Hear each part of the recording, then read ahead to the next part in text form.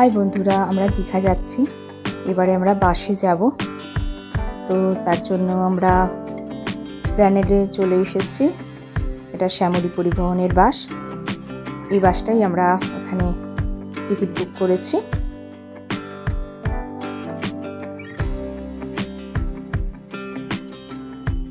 ফুল AC bus.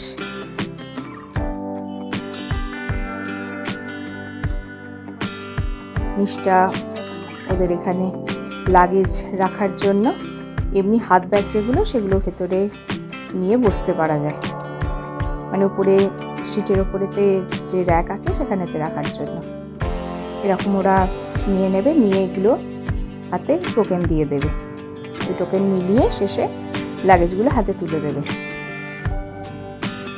এই যে বাসের সামনেটা।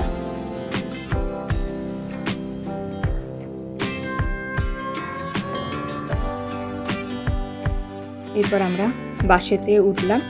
এই যে সিঁড়ি এরকম একটু খাড়াই আছে, আর এই বোতলগুলো রাখা আছে। এই জলগুলো বাসের মধ্যে ডিস্ট্রিবিউট করা হবে। একটা কথা বলি, সামনের সিটেতে যারা বসবেন, কেউ যদি বয়স্ক হয়ে থাকে, ওখানে কিন্তু সিট বেল্ট আছে। সিট বেল্টটা লাগিয়ে তবেই বসবেন, কারণ আমাদের বাসেতে হলো একজন বয়স্কা ছিলেন, উনি দেখলাম মানে যেই ব্রেকটা কষেছে উনি পুরো উল্টে সামনে গিয়ে পড়লেন, যে উনি সিট বেল্ট বাঁধেননি।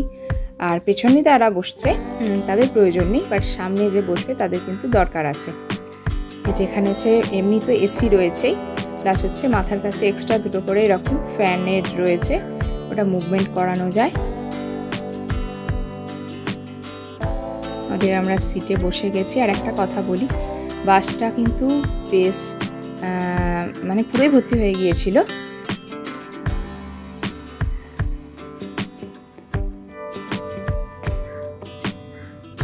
এখনো ড্রাইভার আসেনি,